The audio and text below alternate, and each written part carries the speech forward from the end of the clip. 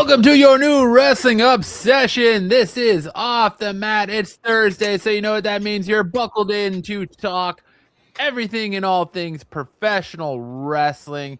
I'm Matt. With me, I've got Sticks and Dom, the dirtiest player in the game, Tober, dirt sheet master himself. Boys, how we feeling tonight? How is everything going? Well, I can say going good. Why does it seem like that we haven't filmed in a long time? You know? Yeah, and I mean it's. I mean we haven't missed any time. It just feels like it feels like there's like it feels like a month. It's been a while. Yeah, I don't know why. Yeah. You know, it's just I guess because there's just not like we haven't been as active in the group chat this week. Things have been kind of like slow. There's not a whole lot of crazy news going on. Like there's a couple of things. I know you got something in the in your on your thumbnail that actually had in the Dirty Dom sheets too as well. So kind of that just seemed to pop up, and it has a lot of everybody thinking on what the heck is going on. So that's the thing, you know. It was a pretty good week of wrestling week. You know, a couple of our predictions didn't go as quite well. It looks like that the WWE is going in a different direction, which I'm kind of happy about. You know, are they though? No, not really. But I'm just trying to think about things. I'm trying to think about some things that, you know, that we talked about. You know, in the last 2 weeks. You know, the King of the Ring. We're seeing matchups that we haven't seen, which is great. We had all these predictions about things, you know, and it seems like things might be changing. It may not go the route that we were talking about, you know, and it's interesting, but at the same time, is the WWE scrambling because people are getting like really are upset with everything that's going on, and you know, just I don't know. It seems that they're resetting the button. They press the reset button on things, you know, and well, I mean, we were worried about a squash match last week when they announced this tournament. Yeah. Now we're definitely going to get a squash match on Monday night when we get Oba Femi versus Dirty Dominic Mysterio. We're going to talk about that. We're going to have the updated King of the Ring tournament. I mean, as always, we got top rope takes. We're going to talk about the King of the Ring tournament, updated King of the Ring tournament. We're going to talk about Dirty Dom's dirt sheets. We're going to review the, the shows for the week. And, of course, talk about what Sticks is hot and cold on this week. All that, so much more on tonight's brand new episode of Off the Mat. Before we get started, what are you boys wrestling with this week? Anything pressing that you want to ramble about that happened? Or do you guys want to just get right into our top rope takes? I'm good to go for the top rope takes. I'm right. Yeah, let's get right into it. Let's go, because I know there's some good stuff in the top rope takes. All right. Well, we will just jump right into top rope takes this week then. And kicking us off on top rope takes. And top rope takes, if you're new here, welcome. We are Off the Mat. We are a premium YouTube wrestling podcast. You get no fluff here. We just give you our honest takes, but we're also not fake reactors. So if we give you something and complain about something, we try to give you a way we think would fix it. And as always, we want to make sure you hit that like and subscribe button. If you are so generous to do a super chat, that does go back into the show, and we will make sure those get shouted out and read as they come in. We're going to start tonight with our top rope takes, and this is our fastest 2 minutes. We put 2 minutes on the clock, and we talk about all the hottest topics in professional wrestling right now. And starting us off on our top rope takes, we got a little rumors popping up this week around one Phil Brooks, aka Pepsi Phil, aka CM Punk, where there have been some talking heads, self-proclaimed pro wrestling gurus, insiders, I guess you will say, that have some rumors going around. That there's rumors making the rounds that Punk had heat following the incident involving a fan at WrestleMania 42, where that fan was creepily trying to follow AJ Lee and Bailey as they were exchanging hellos. and Punk got in the face there, and the guy thought he was going to get an apology from Punk, and we all know that wasn't going to happen. There's also reports that Punk is unhappy with WWE and catching heat from TKO for WrestleMania, that Punk tried to go into business for himself at WrestleMania, and that Punk is unhappy with his booking. Punk is unhappy with his contract. There's rumors flying around that Punk was asked to take a pay cut. And there's all kinds of things going around. But according to Fightful, they've reached out and investigated in that apparently none of this stuff is accurate. They're all saying it's bullshit. They're saying that Creative Punk needed time off. Creative gave it to him, or WWE gave it to him. They already have Creative for him. They're gearing up for him, and they expect fully CM Punk to be back on Monday Night Raw ahead of the July show in Chicago. So 2 minutes on the clock, boys. Everything that's going on. What do you think is really going on with CM Punk? You really want to know what's going on with CM Punk? You know, he's old. He's old, banged up.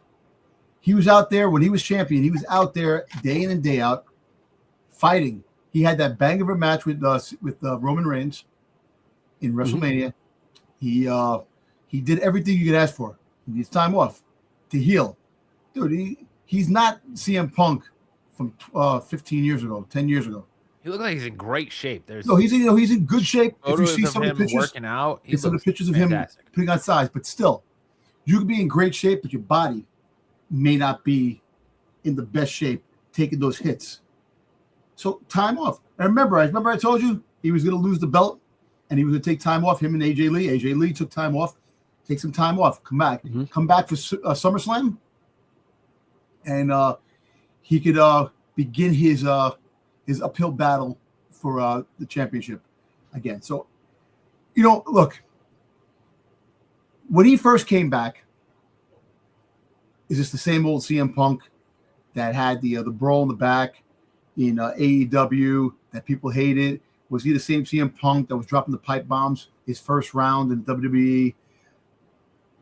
He did good. He stuck to his promise. He came back, had a hell of a standing ovation coming back when he came back for Survivor Series, a few years back. He took time off, well-deserved time off, because he's been the face of Raw and the WWE for since he's been back. So, I can't believe everything you hear. And I'm sorry I took a lot of the time, but there's no reason you should, because Punk is, he's the biggest player in WWE. He's a moneymaker. There's a reason why guys who don't like him and have been on the record saying they don't like him, like a Seth Rollins, like a Drew McIntyre, like a Roman Reigns, will work with him because he's a big money guy. He said it from the beginning. I'm here to make money, not friends. And there's no way TKO is going to ask him to take a pay cut, especially, he's probably making, I would say, I don't know, I would speculate like $5 million, something like that. He's making big money. There's no way he's a face. He sells tickets. There's no way TKO is going to him and asking him to take a pay cut. And that's why you got lesser known players like the New Day asked to take a pay cut, and some of these other people. So other names we have not even been privy to yet have been asked to take pay cuts. But I don't think Punk's taking no pay cut. I think it's simple that, he needed time off. And we had speculation out there before WrestleMania that he was going to be taking time off, like you said. But then Punk comes out on the Monday Night Raw after WrestleMania, and he says, I'm not going anywhere. I'm not taking time off. I'm going to be here week after week after week. And we haven't seen him in 2 months. So effectively, WWE made him look like a liar. I've seen reports saying that people in AEW saying that he's mending bridges and he could be back in AEW before we know. He's not going back to AEW. No, he's not. AEW sickos. I'm sorry to tell you, Punk's not coming back to AEW. If he were to leave WWE, he's going to go home and sit on his couch for another 10 years like he did the first time. Listen, the AEW people are blinded by the light. He's not going to AEW. He's not upset about how AJ Lee was booked and her return, because she was booked fantastically. I don't think Punk has any problems. I just think, like Dom said, he's old. He needed time off. Banged AJ up. Lee just got done with her run. They're going to take some time off, and he'll be back in July before they head to Chicago, because there's no way WWE is going to have a Chicago show without CM Punk. And he's probably going to come back, and he's probably going to end up facing Cody Rhodes at SummerSlam for the WWE Championship, because you're not doing a 2-night SummerSlam without CM Punk. It's not happening. True. And there's a huge story brewing with the if he does battle Cody Rhodes. There's a good story that's going for when he goes back to champion again. You have a lot of layers that when he comes back. Yep. So he's going to come back and be inserted right back in to the championship picture. Mm-hmm. And there's that. That's that. Anything, Six? Yeah. The only thing I'll say is I wouldn't put it past WWE TKO to ask him to take a pay cut. Do I think he would take the pay cut? No. I think he's not the person. He knows what his worth. He knows his worth, and he's he would never take the pay cut. So. You would know. I think we would know if he was asked to take a pay cut. He's one of the he would have blasted vocal. that right off the internet. Yeah, he would have been all over the place talking about that. Yeah. There's no way he's one of the people that was asked to take a pay cut. Yeah. So no, I agree 100%. His age is definitely a factor. And look, he's in good shape. So. We all seen pictures of him training. But the fact is, he's been going hard the last year. You can be in your 50s and train hard and look good, but it's the ring. It takes a lot out of you. Those headshots, the constant suplexes, and the friggin' I mean, the body can take so much. He's gonna come looking good. Yeah, looking good as well. I mean, Dom, you know this above all of us. Looking good is easy. Sometimes the stamina and what you're doing in there physically takes more than just looking good. Exactly. But it's CM Punk, so everyone's going to be a dick rider for him, apparently, because, if you're not a dick rider and say, he must be leaving the company, or there must be some kind of drama because he's not on TV, or he puts out pictures of him working out and he's looking putting on some mass, and people are going, you got these straight edge guys out here using peds, so they're not straight edge. And everybody dick riders. Wrestling podcasts that did not like Punk would come out with all the bullshit that you're hearing. Yeah. Because, hey, look, say if you want, you can love him or hate him. He is a popular guy. He is a WWE superstar. The fans love him. You don't have to like him, but he makes a lot of money for TKO and the company. And yes, I think a lot of his input, TKO listens. So he's going to be back. He'll be back by the time Chicago comes, and he's going to be SummerSlam, Cody Rhodes Championship, and there you go. It's he's going to come back, and everybody's going to say, you need time. He looks great. He'll be back. Yeah. There's a lot of people out there, when you're on top, want to bring you down. Exactly. And he's on top. He's on top. He's a big man in the game right now. So people want to try and drag him down. And I don't think they're going to do it. I think he's on top, and he's going to stay there as long as he wants to. When he's done, he'll tell you when he's done. Absolutely. We had rumors flying around that we were going to see some more NXT call-ups in the women's division specifically, and it looks like Tatum Paxley is being called up to WWE. We don't have confirmation yet on whether she's heading to Raw or SmackDown. I would say most likely SmackDown, but after her fabulous North American Championship match with Zarya on Tuesday night on NXT, where she dropped that title, fans in attendance were saying that she was saying her goodbyes and thank yous to the crowd after the match. Boys, what are our thoughts on Tatum Paxley coming up to the main roster? Go ahead, Six. I think it's good. I think we definitely have been talking in the past 6 months, if not more, that you need to bolster the women's division with some key and good talent, and she's definitely good talent. I don't have any problems with her. She's come into her own in the last 5-6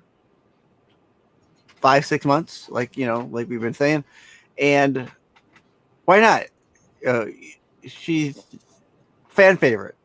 I think she'll do good on the main roster. Yeah. you know what? To take off on Sticks, what Sticks said, it's true. You know, she had a great run as the North American champion. He did good, and all the rumors swirling around that her and Alexa Bliss might have that little tag team thing. They're both dark characters. They both have personalities where I could see her coming up. And, you know, we've been talking about the breakup with Charlotte Flair and Alexa Bliss happening, and her coming into the fold as Alexa's new partner. I haven't heard Alexa. I've heard Paige. I've heard breaking her and breaking Paige and Brie Bella up, and having Paige and Tatum tagged together, since Tatum's basically little Paige. Yeah, but I also heard, you know, I think the bigger rumor with Alexa. But who knows? Like I said, regardless of the fact, this is the new trend now. I wouldn't be surprised if Tony D'Angelo, once he loses the belt, he comes up quick too. They're gonna bring out. They're gonna deplete the rest of the roster in NXT of all that old the old players there, because they have all these new guys that are coming in, and you're gonna see a lot of call-ups coming up towards the summer to boost her SmackDown and Raw. So I can see her going to SmackDown, because SmackDown needs more personality, because Raw has all the is definitely getting all the big names, a lot of the big names. So sure, you're going there. So yeah, that by the way, that was actually a pretty good match with her and Zarya on NXT, which it was good. It was. I'm good for Tatum Paxley coming up. I think she's going to be a great addition. To Brandon's point, he says all these call-ups is too quick. You're going to see it, man, with Evolve and LFG. They're going to start cycling these people through faster and faster and faster, and they're going to, you know, they're going to start seeing more and more people come to the main roster. Blake Monroe, she's done vignettes and hasn't made her in-ring debut, but you know she's going to come in and have a program with Tiffany Stratton. Yep, that's coming. Tatum Paxley's coming up. You're going to have, most likely going to have probably Kalani Jordan coming up. You're going to have maybe Jada Parker. I don't know. It seems like she's going to do a program with Natty in NXT right now. And the other name on the street that's going to be called up from NXT is what's her name from the Culling? Oh my God, Braun Breaker's girlfriend. Oh yeah, well, geez, drawing a blank on her name. Hold Drawing a blank on her name. I don't know. I'm my not God. good when you say whose girlfriend or She's with the Calling. She was feuding.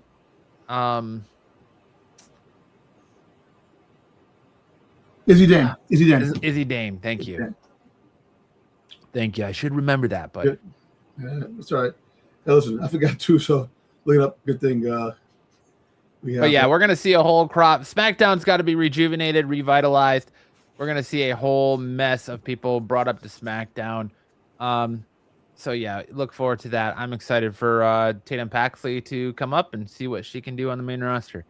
Speaking of call-ups or signings, Zilla Fatu was reported being seen for several days this week at the WWE Performance Center. There has been no word yet on if he left with a deal. There is speculation that a deal has been signed and that Zilla's return is imminent. Boys, what do we think of the news of Zilla Fatu being at the Performance Center? Do we think we're finally going to see Zilla Fatu, or do we think Zilla Fatu makes his start on NXT and then works his way up to the main roster? You know, even though he did get a lot of experience in the indies, that he got better from before when we first had the speculation of him being called up.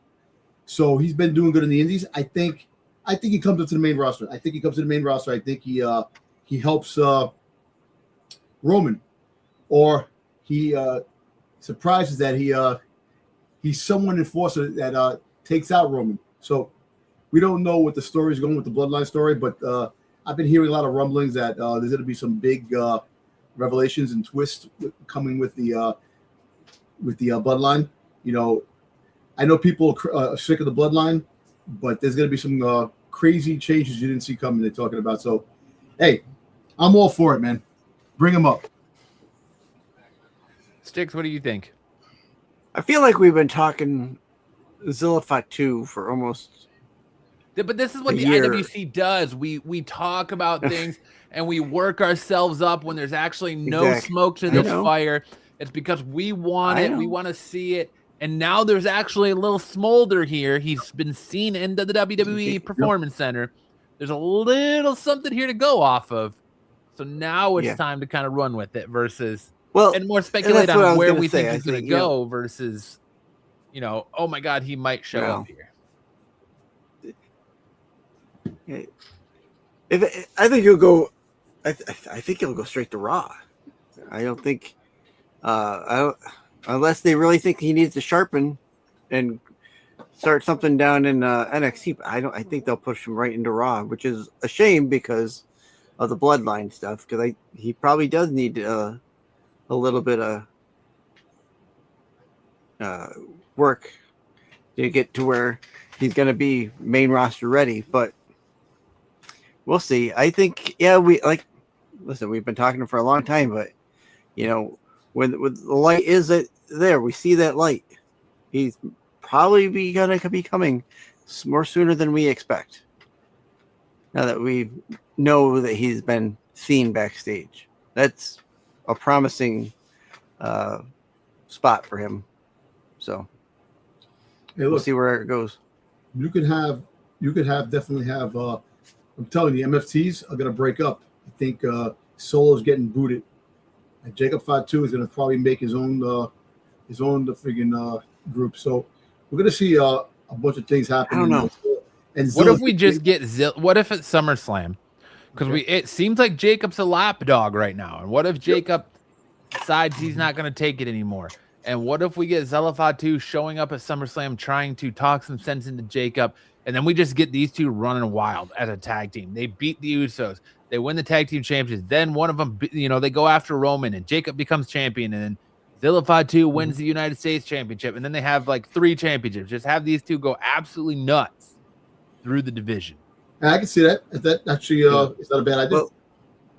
Well, and that might be what we get pushed into is this Bloodline Civil War. So. Although, let's be honest, it's WWE Creative, so they're going to fucking put face paint on him like you as his daddy, and they're going to call him, like, Ugaza or some shit like that. Like, they'll totally, like, reference that he's Umaga's son, but he's going to be like Ugaza or, like, Little Umaga or, like, High Chief Umaga or something. Umaga Jr.? Something ridiculous. You know what, look. Yeah, maybe. We joke around about things, but I personally... I think he can come up, do a little thing, and he can work at NXT. I think he can do both. Get him in NXT a little bit, but I think NXT, it's like I think the story goes with NXT. Like, if he wants to come in and go to NXT, he'll go to NXT. But most likely they give him an option. You want to come here, main roster, or you want to go down to NXT to I don't think they're going to give him a choice. I think he's too much of a name, man. You can't send him to NXT. He's too much of a name. He's got to go to the main roster. He's going to probably go to Raw. I think WWE is going to sign Mike Santana next month when his contract is up, and Santana's going to go to SmackDown. I think CM Punk's going to come back, and he's going to go to SmackDown. So then you got a good group right there in Ricky Saints, Sami Zayn, CM Punk, Cody Rhodes, Drew McIntyre. You got a solid essentially built a solid roster on SmackDown then. Yeah. And so rumor has it, you got like I said, McIntyre and freaking Randy Orton back by SummerSlam. So by SummerSlam, we're going to have lot's going to be cooking, and like I said, look, as much as we're tired of the Bloodline storyline, I think these new elements can actually pump some new blood into that story. And like I said, the twists and turns that they have coming, that are going to be very interesting along the road. And you know what? And your idea with him and Jacob Fatu just running amok, and going back and forth to SmackDown, Raw, taking out things, like the Usos. Like there's a lot going on with the Usos, with LA Knight. Remember the LA Knight, look, let's put it this way. Before we go talk about the Raw, SmackDown, this and that, LA Knight had a really great freaking goddamn promo. on Monday night. You got to let the man cook. Yes, he's been having issues here and there, but he's a good talker, man. And that promo he had was pretty damn good. That's fine to be a good talker, but you got to get that man away from the bloodline. He needs to not be involved with the MFTs. He needs to not be involved with the bloodline. He needs to not be involved with the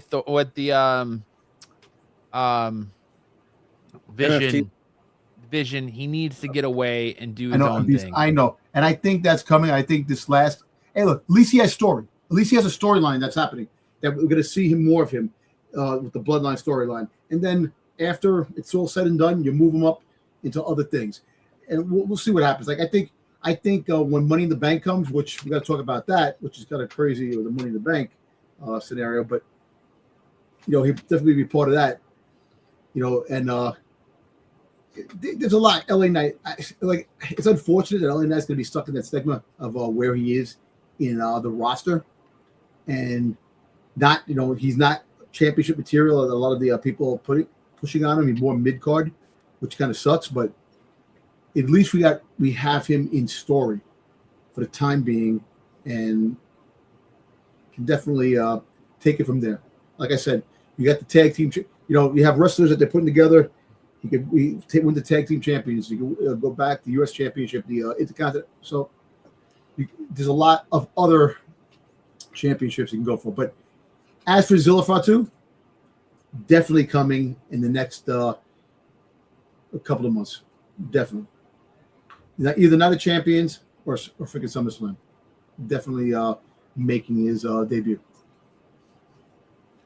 All right. Moving on here, we have major WWE SummerSlam angle pitch for Obafemi coming from Bully Ray of all people. Yep. This week on Busted Open Radio, Bully Ray pitched an idea for a wild angle that WWE should book for Obafemi at SummerSlam. And Bully Ray went on to say, I want Oba to win the King of the Ring. Oba wins King of the Ring, and Brock Lesnar absolutely decimates him at that. 10 F5s. So now Oba reigns at SummerSlam. That you're gonna have Oba reigns at SummerSlam after he wins King of the Ring. So he says Oba is so irate about Brock Lesnar jumping him again, he gives Brock Lesnar one night. In night one, if Obafemi defeats Brock Lesnar, Brock retires. But if Brock Lesnar defeats Obafemi, Brock gets his #1 contender shot and goes on to face Roman Reigns at night 2 at SummerSlam. Boys, what do we think of what Bully Ray is pitching here? I think it's pretty good. I think it's a pretty good idea. I think go 6. What do you think on that? No, go ahead. No, you already started. I think it's actually a pretty good idea. I listened to the what he was saying. Yeah, you know what? Listen, Brandon says if you're gonna do something grand, you might as well just do it that way. Over the top craziness that Brock Lesnar doesn't have to get retired by Gunther. He has to retire by the fight because, hey, look, let's put it this way. That fight's coming. Him and Obafemi are definitely on crash course for round 3. That's coming. So yep, that's a given. You have Obafemi win King of the Ring. He gets decimated by friggin' Brock Lesnar, and then he fights Brock Lesnar night 1 and night 2. The winner of that fight goes on to fight Roman Reigns. It gives them both incentive. Incentive. Yep. But I think it's got to be you got to have a stipulation on it. It can't just be a straight up your career's on the line or WWE Championship match. It's got to be like you have to beat him in a last man standing match or inside a steel cage, and then that's why Obafemi's going to win. That's why Brock is going to retire, because they're not going to have that same thing. So Obafemi is definitely going to be on his way of fighting Roman Reigns, and that should be cool. Put Obafemi in the bloodline situation. Jacob Fatu, Obafemi. Freaking the Usos getting decimated by Obafemi, because now they're jobbers now, if you really think about it, before Roman Reigns fights Obafemi. Because we thought it was going to be Seth Rollins, but they effectively took Seth Rollins out of it on Monday night. So now it's all essentially written that it's going to be Obafemi. Seth Rollins, him and Montez Ford will win the tag team championship. That's what they have planned. That's what they're moving forward to now. So I think that's the plan with Montez Ford and Seth. to win the tag team off the division. So, Brandon, I get what you're saying, man, but I'm sorry to tell you, LA Knight's not winning King of the Ring. LA Knight is not going to win King of the Ring because LA Knight is not going to be in a main event spot on a 2-night SummerSlam. It's not going to happen. LA Knight will not be in that main event spot. I actually think they get LA Knight versus Jey Uso again because it's aiming towards that. If you really think about it, I think out of that spot, and I mean, LA Knight has even acknowledged it himself that he has hit his ceiling and he is not going above that. So if you want to just see them, if you want to see another main event where you know the outcome before it even happens, do LA Knight versus Roman Reigns because you know LA Knight ain't winning that title. If he was going to win that title, he should have won that title back when he fought for it earlier, months ago. It's not for him though.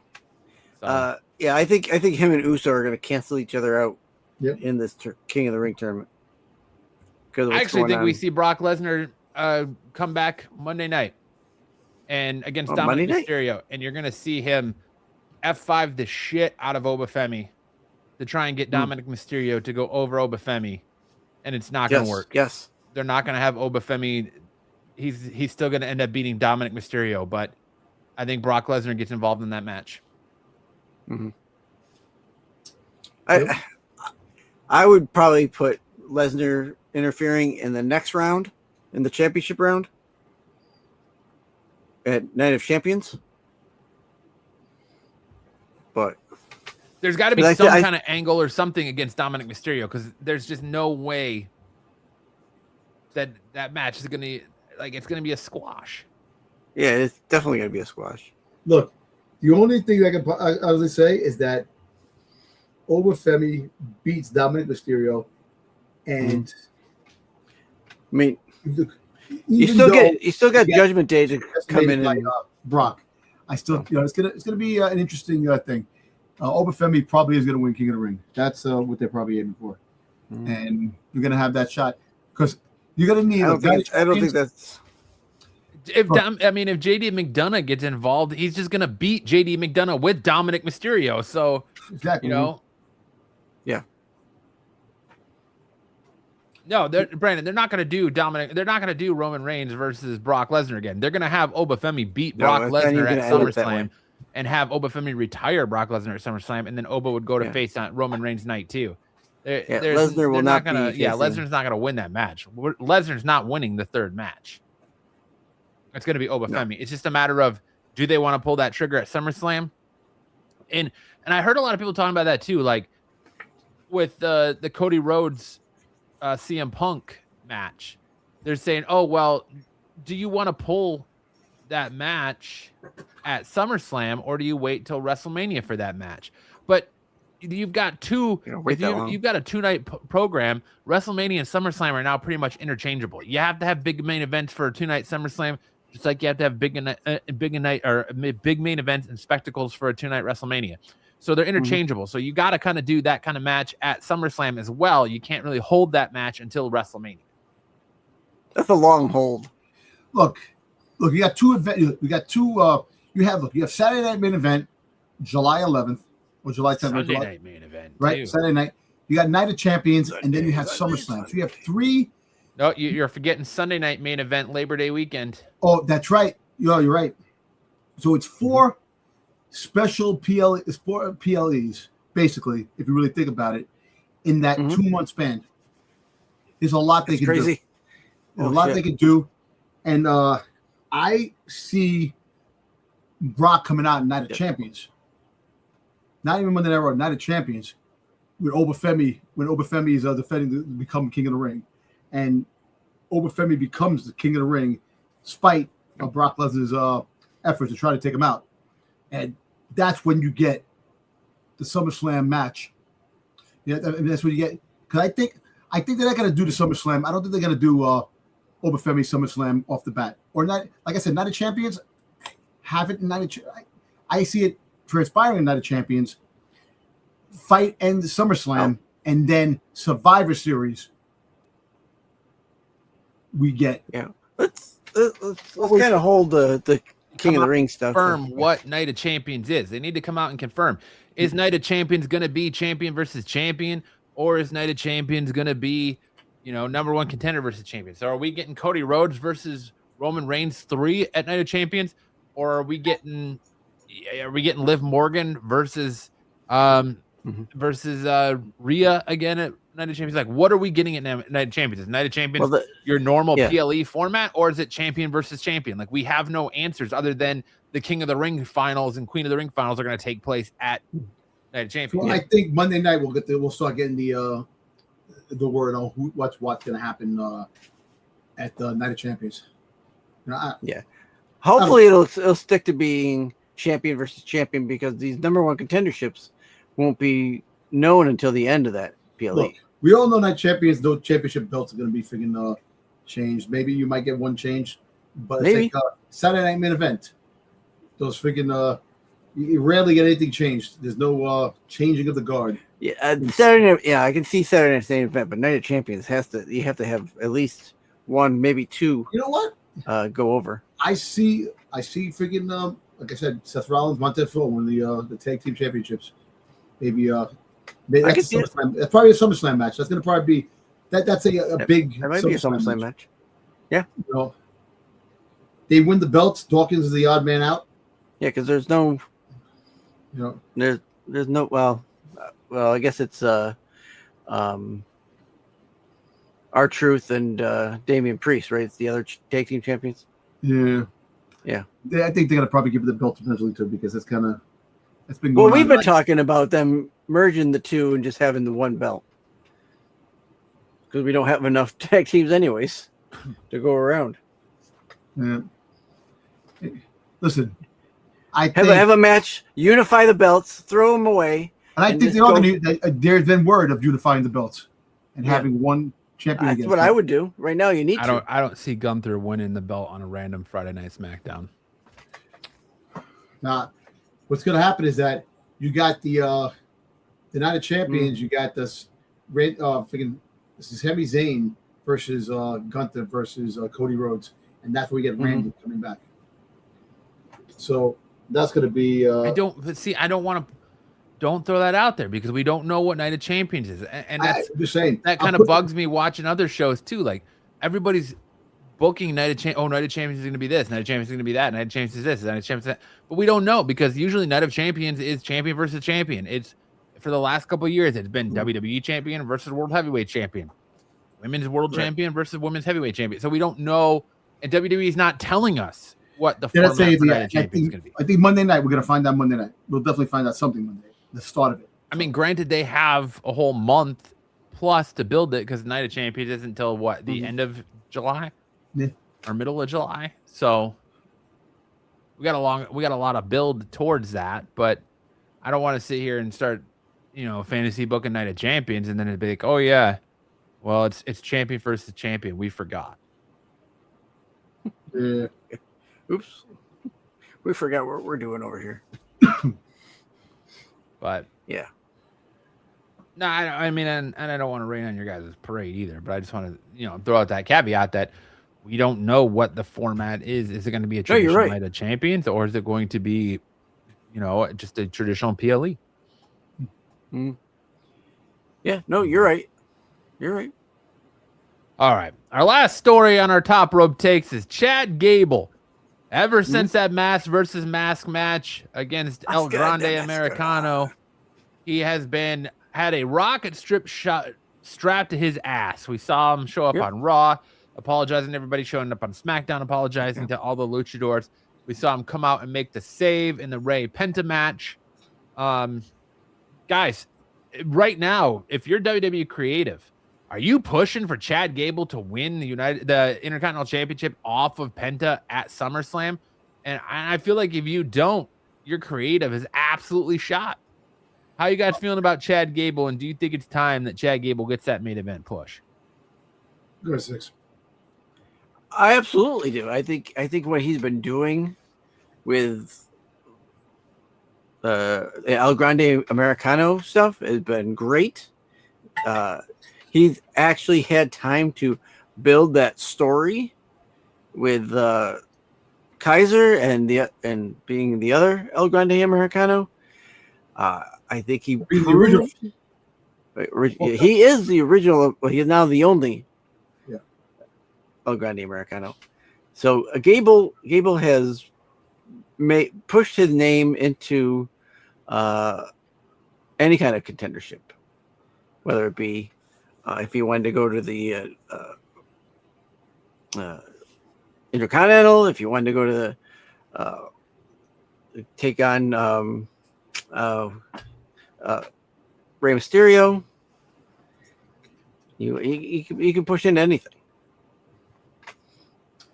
I definitely see him now building up that mid card now, throwing him into the mix for the Intercontinental Championship. I think you're gonna have amazing freaking matches between him and Ethan Page, him and Penta. Oh, those look, the possibilities now. You put him in the mid card match. It just made the mid card a whole lot better. You have it. You should have some type of like a challenge with the number one contendership, the Intercontinental Championship. You know, that could start as soon as after Night of Champions. Have something going to for SummerSlam. You can have a couple of nights that you have a couple of people there become the number one contender. And you know what? I was saying Ethan Page because the way things were going, but now I think he gets his opportunity there because remember he lost to Gunther when Gunther had it and never had the opportunity. Barely. I actually think they give it to him now because let's put it this way: the mask versus mask made his stock shoot up. Absolutely. And now I could see that the crowd's behind him. Shit, Monday night the crowd was cheering him. So you can't have the momentum stop now. They went absolutely nuclear for him when he showed back up on SmackDown. Exactly. So guess what? You got to put the belt on that guy. Put him on that guy, and then you can have everybody else, challenge him down the road. But now I see him getting it, and I wouldn't be surprised we have a triple threat match or a fatal four-way for the Intercontinental Championship come SummerSlam, and Chad Gable wins. That would be a great story. That would be an amazing fight, battle on SummerSlam, and that would actually really boost your night 1 or night 2 card. So, yes, put it on him. Well, we got to keep in mind that we've had a couple of weeks of hot European crowds. The crowd in Paris on Monday night was absolutely electric. The crowd in Italy was absolutely electric. The crowd in Barcelona was absolutely electric. These European crowds have been amazing. They've been absolutely electric. It's up to us now, United States. It's up to you, Rhode Island, where SmackDown's coming from tomorrow night, to continue that trend of hot crowds that continues to give us hot shows. The crowd's got to continue to hold up the pace what the Europeans started. And absolutely, a week ago, I would have said, no, Ethan Page needs to win that Intercontinental Championship. I think Ethan Page needs to take a back seat. He's got plenty of time. He just got called up. Yep. It's Chad Gable's time now. Chad Gable has earned it. The people are behind Chad Gable. Put that, you got a glorified young second coming of Kurt Angle here in Chad Gable. Yep. Put that title on Chad Gable. Push him into the main event scene. I would love to see some freshness of Chad Gable versus the likes of Jacob Fatu, or Chad Gable versus Jey Uso, or Chad Gable versus Roman Reigns. Actually, put Chad Gable up there. I would love to see Penta give Chad Gable a shot at the Intercontinental Championship after he came out and made that save with him and Rey Mysterio on Monday night. Put a rocket ship to him. Chad Gable deserves it. He's been around. He did great work as a Grande Americano. Him and Kaiser launched each other in that mask versus mask match. So good.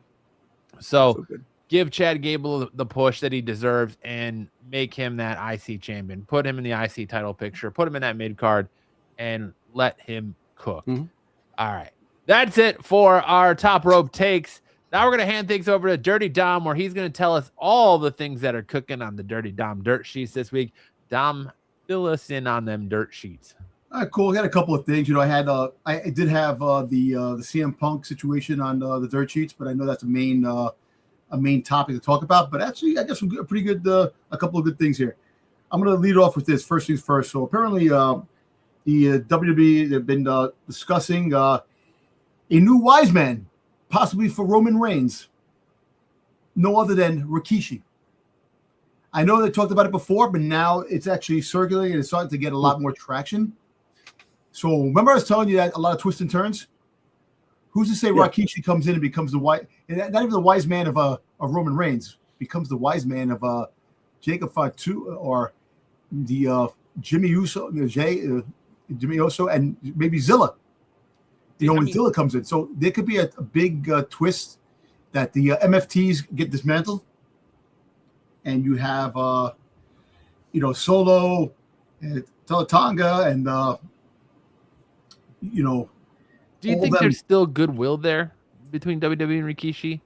I think so. Since Rikishi likes to come out and take his shots on his podcast every week at WWE and complain about how WWE's booking his kids and booking his boys and the Psycho Stu situation, because remember, that was Rikishi's promotion. That was Rikishi's school where they let Rampage Jackson's boy beat up on Psycho Stu. I know. So, but I actually think that with that situation, that was an unfortunate situation. I think, and he even came out saying he had no clue. He had no idea, this and that. Of course, you might say that because it's your promotion, but the whole fact is that I think a lot of fans would like Rikishi coming in, and it actually will build up the Bloodline story to a higher level.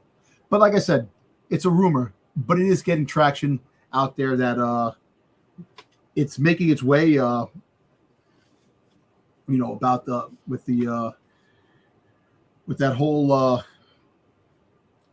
situation with that, but we'll see. Like I said, we'll see what happens with that. But like I said, I've been seeing numerous reports on that situation.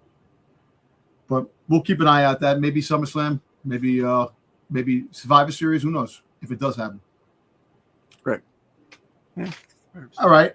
This is a good one here. So Braun Strowman said that he would love to face Obafemi, and if the money's right, he would come back to fight Obafemi. And I was watching him train when he was in the gym. He was in the gym training, and it looks like he's in wrestling shape. Again, conditioning, like CM Punk. He's got to train hard for all that food he eats on his TV show. And he's been freaking devouring. Dude, have you seen the new episodes of Everything on the Menu? He's devouring food like no tomorrow. Small countries that are starving are probably jealous because they don't get that much food. But yeah. So what do you guys think? You think that'd be a pretty good if Braun Strowman made a return?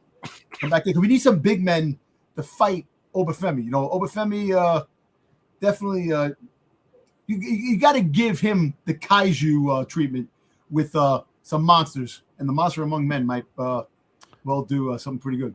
I think his health is going to play a lot into that because he was relatively unhealthy. I don't think it's necessarily his conditioning; it's his health. And yes, it's whether he can stay healthy. And Braun Strowman seems to have a hard time staying healthy, and he had a lot of health issues as of recent that were kind of the reason why WWE released him again. So I think that really plays into it. And two, is WWE going to do anything with him after that? Are they going to bring him in for a one-off against Obafemi, or are they going to actually bring him in and give him storyline and do something with him where his last two runs, they didn't do jack shit with him? So, when he was with the Wyatts, he kind of fell into that trope, and he was just copy-paste for Luke Harper and Eric Rowan.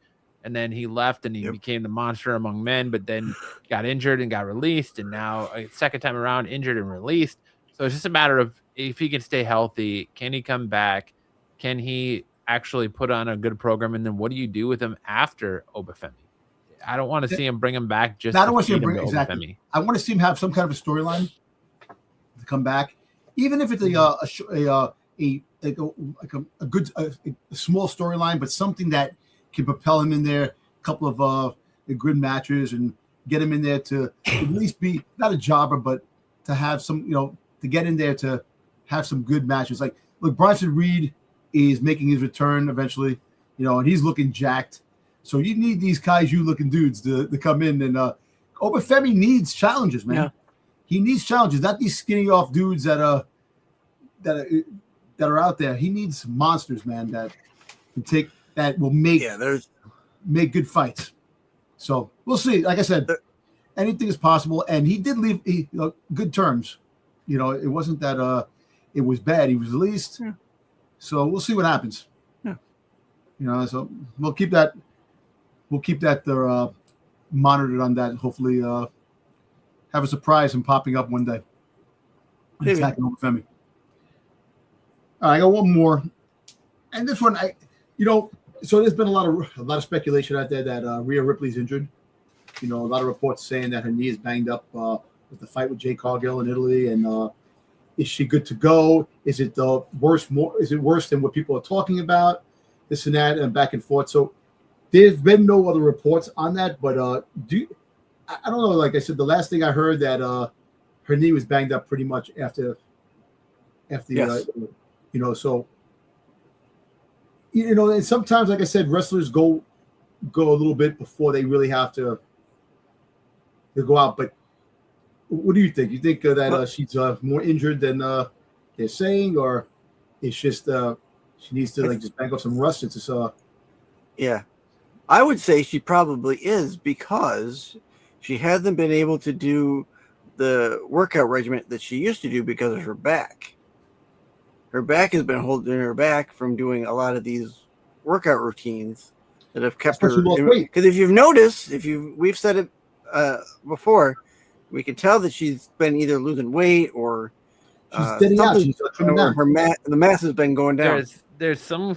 She came out and addressed that, and she has some sort of medical condition that's causing that. And her back, she hasn't been able to work out as much or as hard as or intensely as she would like to. So she's losing a little bit of muscle mass there. But I wouldn't say that she's like sickly. I have heard the rumors of the knee injury too, but it doesn't seem to be slowing her down.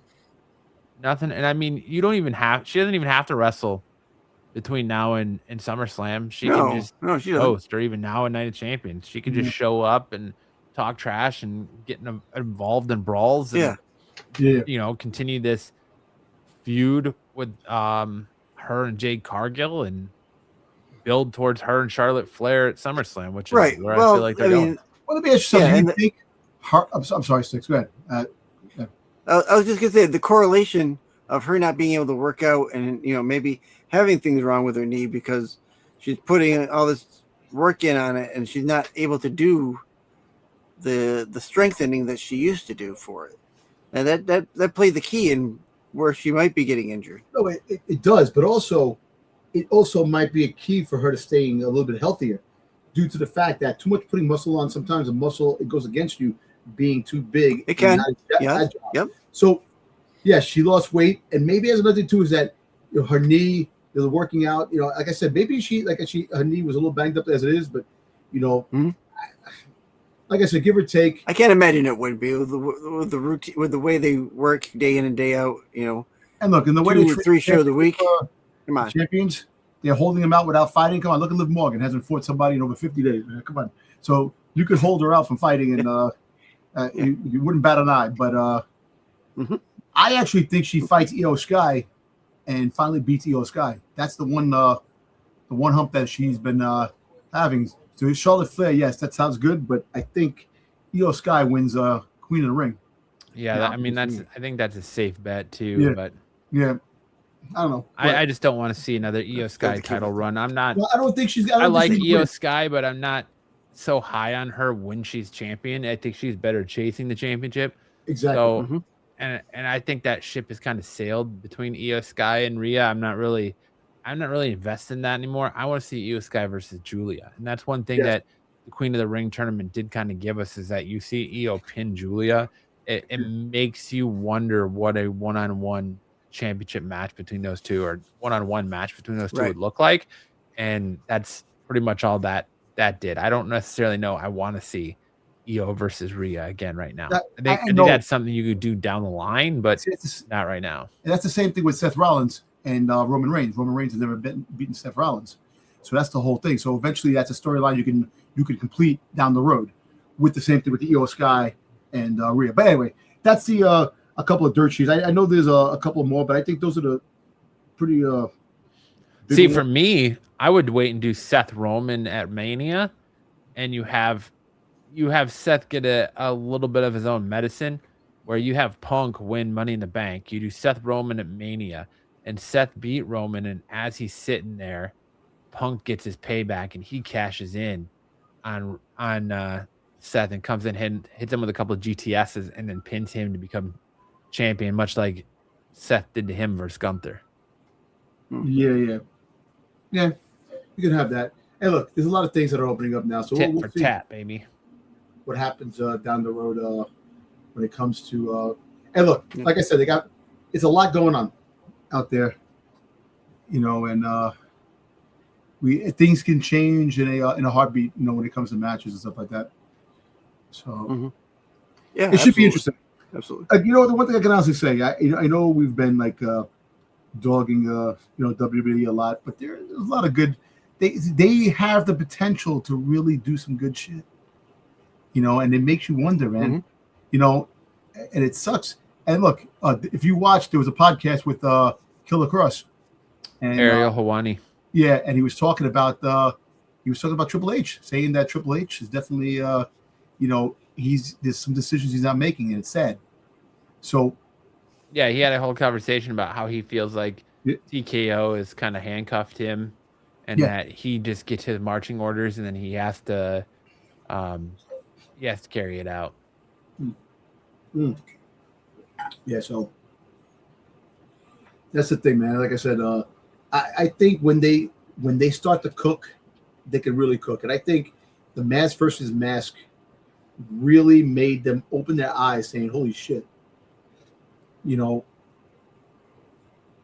we can capitalize off this and make things bring that energy over to Raw, SmackDown. I'm gonna tell you this, man. 71 Monday Night Raw was pretty good. We'll talk about Raw when we get there, Dom. Don't jump ahead. I know, I'm just saying, but I'm just thinking, man, I get you. Yeah.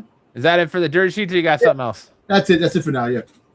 All right. Short and sweet. Now we're rolling to, I don't have anything to shoot on. Do you guys have anything to rant about or shoot on tonight? I don't. Basically, I do have one more thing about the I knew Dirt you Sheets. did. I knew you did. Though. I do. They're making a gold mine with freaking Danhausen. Danhausen with the Knicks. What's going on with the Knicks? Him in the crowd. Beating this dude. I'm telling you, man. Danhausen is everywhere. It's almost too much now. Yeah. You see those you see the Danhausen t-shirts, the Nick t-shirts that they're selling? Yeah. That they got and stuff like that. So the merch, yeah. It's crazy, man. The whole vibe over here, because I live in Manhattan. It's just chaotic what's going on here. And at the end of the day, you got your fellow New Yorkers sitting out there. Dude, the Knicks are winning, and they're doing line the coke in the middle of the road, destroying the city, which is freaking it's crazy sons of bitches. But Danhausen, and they're asking celebrities, you know who this is? Danhausen. Oh yeah. So it's kind of crazy, but Danhausen is really banking. His face is everywhere, and AEW is kicking themselves for not utilizing Danhausen. He was even in part of the alt cast with Pat McAfee and the boys for the game 2. So yeah, or game 3. Yeah, game 3. So he's everywhere. WWE's getting their money's worth with Danhausen. Oh yeah, it's almost too much. I'm almost worried that it's too much Danhausen, where people are going to start getting bored of him really quick. He's been off a couple of shows. He'll pop up at SmackDown. He's not like he was on SmackDown. I mean, the last couple of weeks he's been on one show and at the other show. So they kind of wait till Baron Corbin comes back as his Frankenstein monster. So that's the whole thing. We all looking towards that. I never heard that in a while. That craziness happens. But that's. I think it's going to end up being Enzo Amore, honestly. Maybe, who knows? Because I think that's going to be his monster. Nah, they're going to bring back Chuck Colombo and freaking goddamn badass Billy Gunn. Just because of the swerve we got with the Little Housens, I'm not going to expect Baron Corbin. I think it's going to be But I think Baron Corbin will come back as something else. He'll come I hope back. not. I hope not. I think he's boring. I think boring Corbin was the perfect. Unless he really reinvents himself, I don't think he really did a full reinvention as Bishop Dwyer on the Indies, like a Matt Cardona or a Karrion Kross, or I don't think the time right now for Corbin is right to come back to WWE. I don't think he's been gone. I know he's been gone for a long time, but I don't think it's been enough where people like will care or that they're clamoring for him. Mm-hmm. Yeah,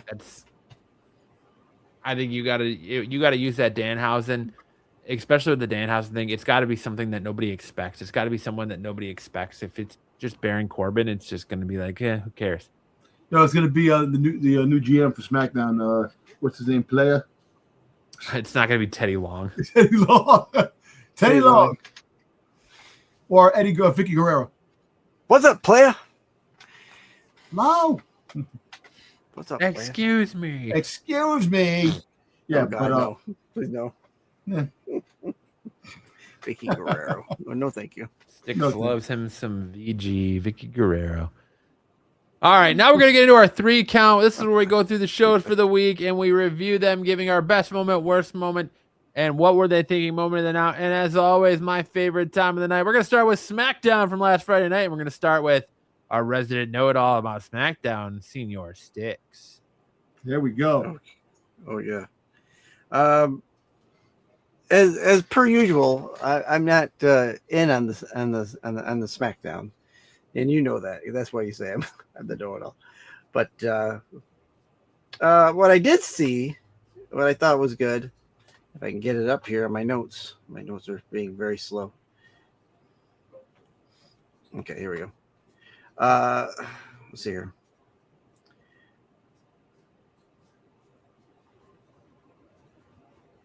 Here we go. The Dominic Mysterio set that I did watch that. I like the way they're doing the tournament. I like the setup for the tournament. Did we get all the information out at the onset? No. We were told one thing and it ended up being another. But I think what's been going on has been good. Do we think the outcome, like now I thought Braun Breaker was going to pull out of that one. But we got Dominic pulls out. Well, I'll have to ask his girlfriend. On a side note from that. Steiners don't pull out sticks. Yeah, I thought the tournament setup was good. I didn't. Well, I'm not gonna say I didn't like the Carmelo, Ricky Saints match. I thought it was all right. I'll put that in my dislike, I guess. I didn't really. Do I have a what are they thinking?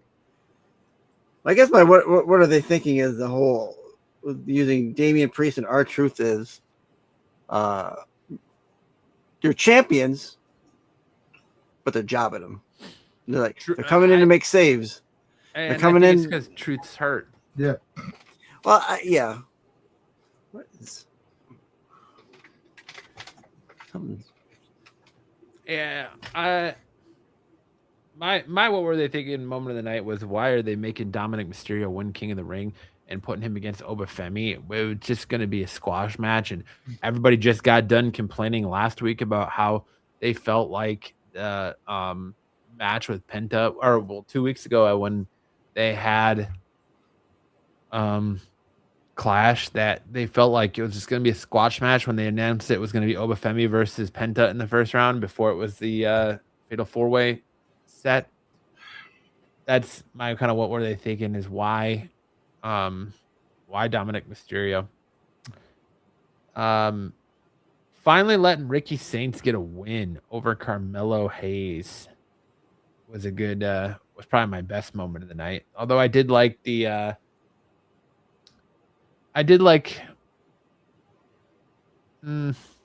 that's gonna be my moment of the night. I like the opening with with Sami Zayn and Cody and Gunther and all of that.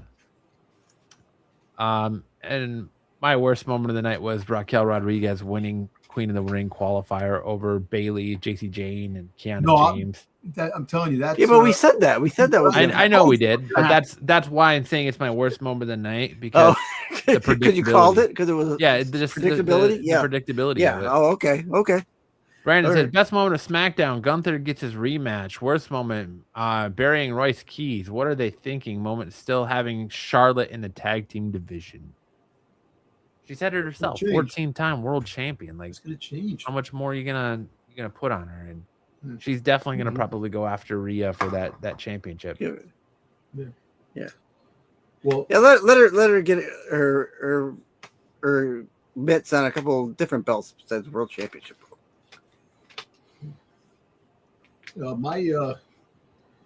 My best moment was Chad Gable coming back and apologizing to to everybody that he disrespected along the way, and learning that he's he apologized about being the best. He went, and it's gonna push his stock up even more.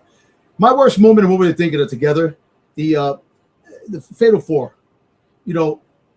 I understand that you put Dominic in this predicament, but what were they thinking with the whole fact that Braun Breaker, Braun Breaker definitely was the number one contender for that King of the Ring getting up there, because we had visions of Braun Breaker fight Seth Rollins, or freaking Braun Breaker fighting Obafemi, all these type of matches that we could have got. So I understand all right, you know what? Because now he's part of the tag team champions. That's the reason why you don't want to push him to move that and have Dominic move up the ranks.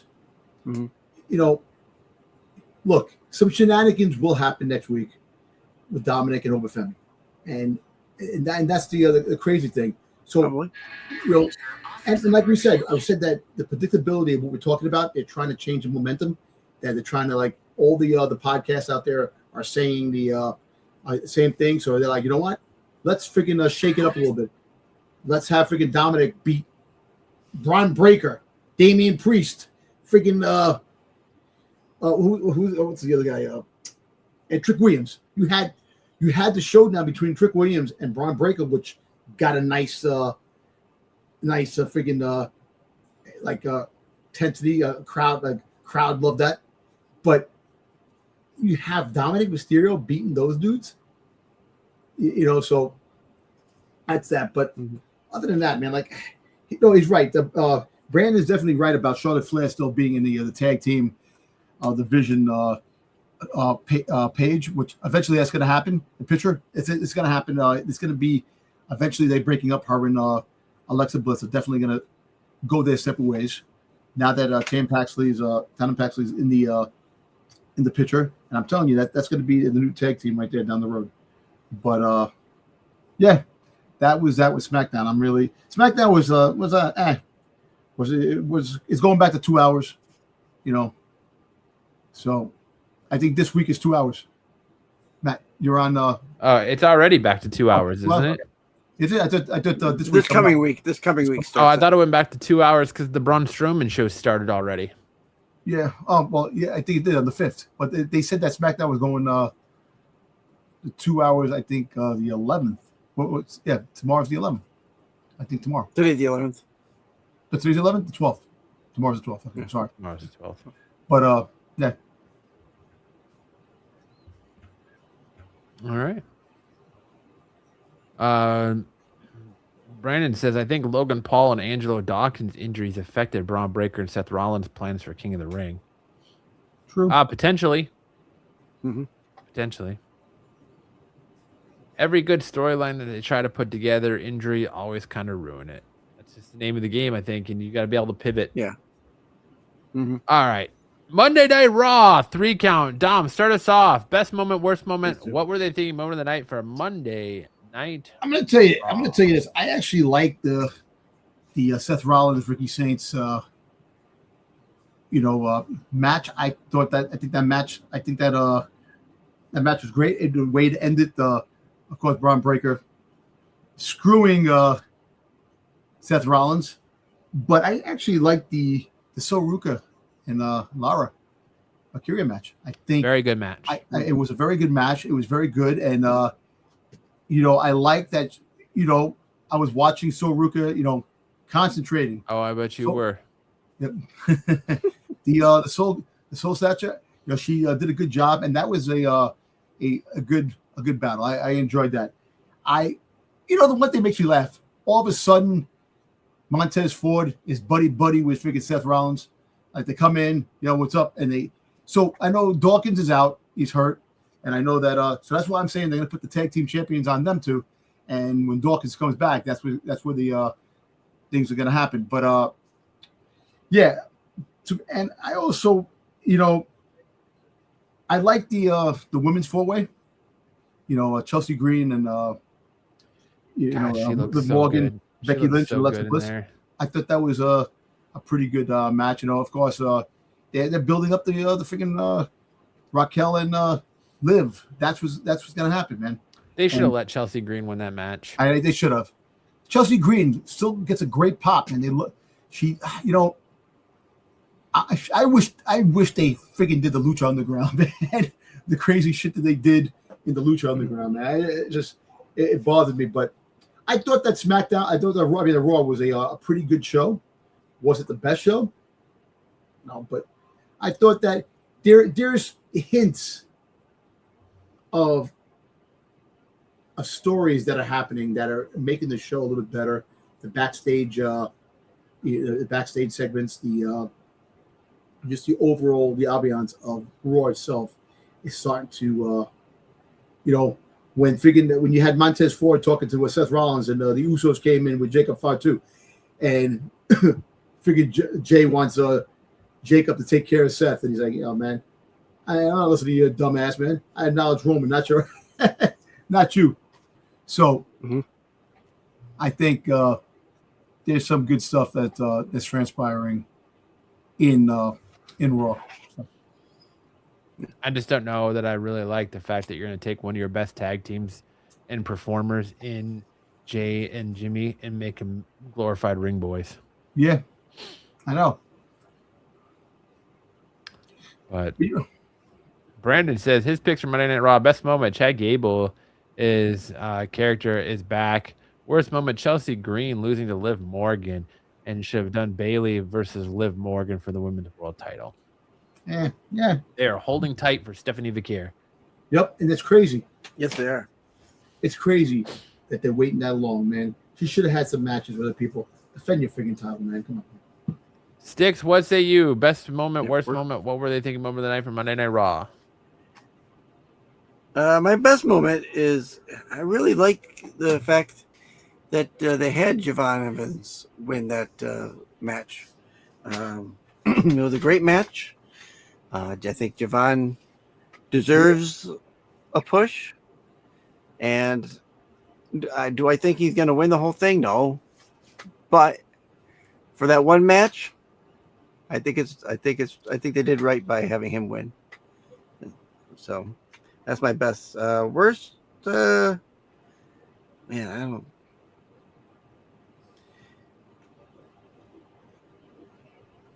Oh, okay. Here, my worst moment is going to be having JD McDonough come out to get squashed. JD McDonough, the poor guy, he'll probably land on his head again and get knocked out somehow because he always ends up on his head. And that whole segment was just, I don't know. It was good to the beginning to a certain point, and then when Dominic comes out, I feel like it falls apart, and then they get like now JD McDonough's got to come out with a chair. But it's funny. We know that's going to happen. The shenanigans with that, but it's funny. He goes, "You know your daddy is Rey Mysterio." I mean, if you follow Rey Mysterio, up into that, it was fine, and then it went out. Yeah, it went up the rails. I'm not a big JD McDonough guy anyway, so I think if he was on his own, he probably would be better. But he gets put in so many these spots where he's, getting thrown around and getting knocked knocked into the tables, and I don't think that would happen if he was on his own. Yeah, that's my moment of the night. My best moment of the night for Raw is the young OG showing up and showing out against the wily veterans and Seth Rollins. Yep. And, I know Ricky Saints is kind of new, but even against Tala Tonga and Ricky Saints, and you had a lot of guys with juice in that match, and having the young OG show up and show out was fantastic. My worst moment of the night is gonna have to go to Jey Uso yeeting again, running it back when he's out there with LA Knight. I actually thought the segment was pretty good with LA Knight. I did like the Sol Ruca match with Lyra Valkyria. That was great as well. My what were they thinking? Or my worst moment of the night is gonna go. Well, yeah, my what were they thinking moment of the night is gonna go to Liv Morgan, and why the fuck is she still in this championship? I know what we're speculating, but she is the champion. Why is she in this tournament? It's a tournament for a title shot against her potentially. Why is she still in this tournament? Why are we still doing this? Why isn't WWE taking her out? It was a cute little joke at first. Ha ha ha, Liv Morgan's in it here. Ha ha ha ha. But why hasn't she been taken out yet? Why are we still going to continue to do this? Why are we given a spot to a spot that's supposed to be used to grow stars to the person who's already sitting at the top of the company? At least they could have given us like either a segment or a spot or something that says why she's in the tournament. Like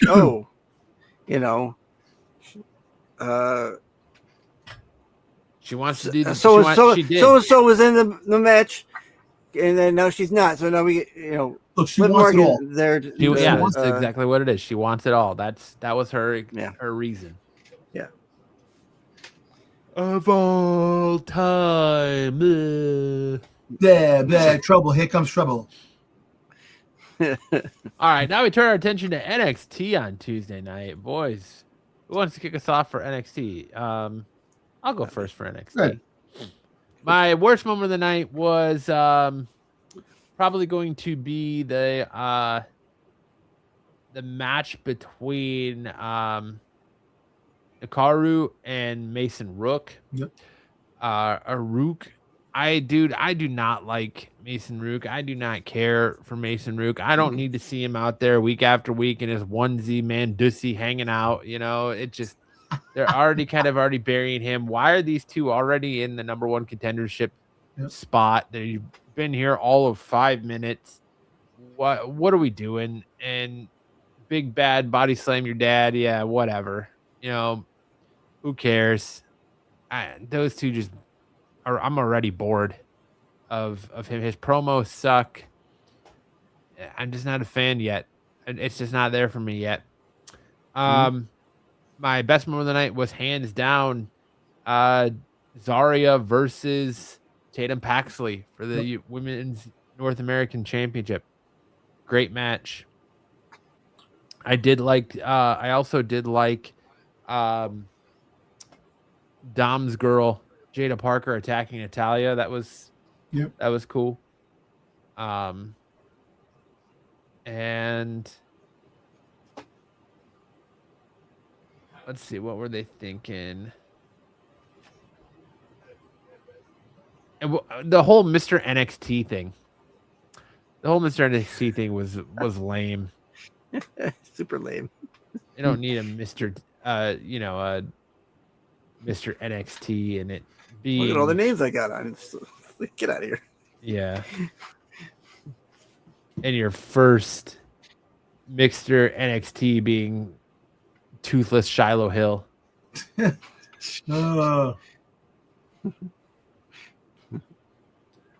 was me for NXT.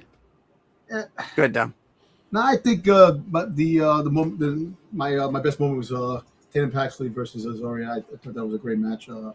It was great. Zarya well deserved of the championship. Push her a little bit before she does make the main roster down the road.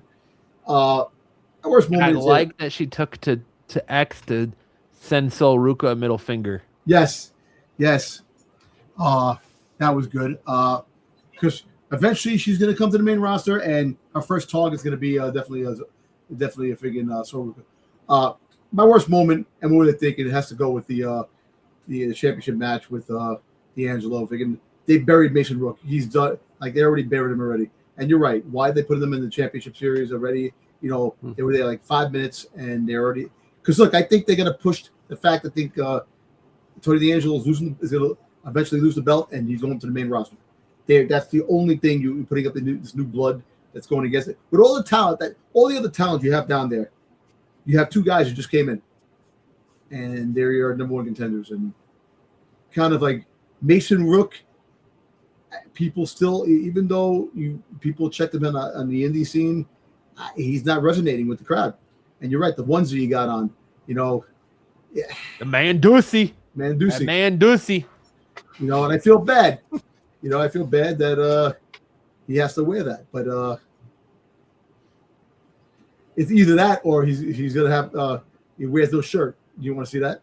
I don't. Dude, just change the setup. Wear pants. Wear shorts. Just change the ring gear setup, man. The fact that you're rocking the Otis onesie or the Bronson Reed onesie, like if you're gonna do it, man, you got to have a little bit more toner legs, because you shouldn't look like you are rocking a vajay and the shit's spilling out of both sides of your singlet. Damn. Well, you know what? Matt has a point, because Matt, he understands. I do. But overall, it wasn't bad. Like even though the what's the name? Carmelo's fiance. That fight was pretty okay. Lonnie Jordan. Yeah, Lonnie Jordan. Yeah. Other than that, like NXT is like so. All the stars are depleted. They got all these new people that are coming in, and the matches are okay. Eventually, like I said, you're going to see another big major overhaul. So, it wasn't the best show, and it wasn't the. It wasn't bad. It's give or take. It was pretty entertaining. I don't know, man. I really feel like the call-ups took NXT from must-see every week to just kind of another show. Yeah, because basically, hey, look, you got all these guys coming up, and eventually, like I said, these girls and guys are coming up. You depleted it.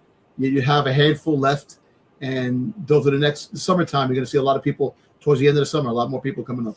Summertime. And change that. Oh yeah, one thing I want to say. I didn't see AEW, but when we get to the AEW, I want to talk about one thing. Go ahead. Let's. Sticks, did you give your thoughts on NXT?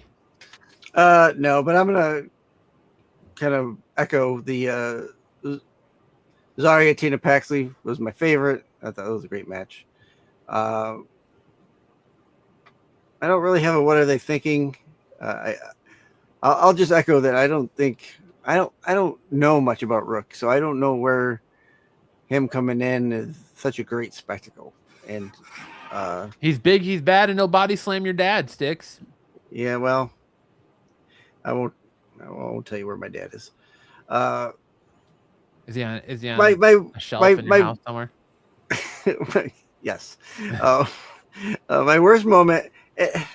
My condolences. I thought the Dion Lennox Jasper Troy match was boring. Was it me? Was it boring? Did it not? Boring.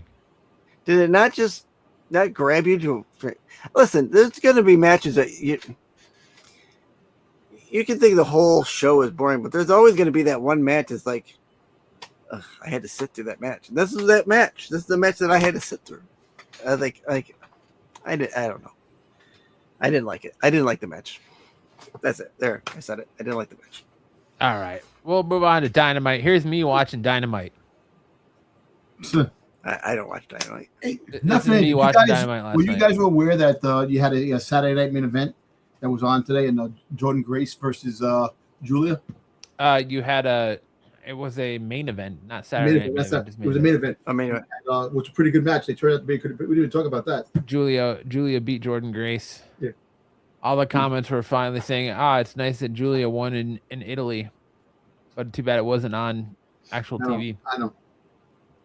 But, yeah, this is me watching Dynamite last night. Yeah. Toothpicks in your eyes? So apparently Sasha Banks, when she came back, they're talking about that she was pregnant. She came back last week, didn't she? Yeah, She came back last week, and they're for the saying that she was pregnant, prego, and she's like, "What are you talking about?" So I don't know why people are saying that. Because it's the internet. Yep. I mean, my best takeaway from Dynamite is I kind of thought the whole Orange Cassidy on Andrade stuff was funny, where Orange Cassidy takes off his pants. Yeah, Andrade took off his pants, and then Orange Cassidy I saw took off that. his That I pants, saw. and he just had another pair of jeans underneath it. I thought that was pretty funny. That was That was funny. fun. Yeah, I was funny. watching the finals last night too. In between, I was switching back and forth between Dynamite and the NBA finals. Brody King versus Swerve Strickland was probably my match of the night, and otherwise, it was a pretty uneventful Dynamite.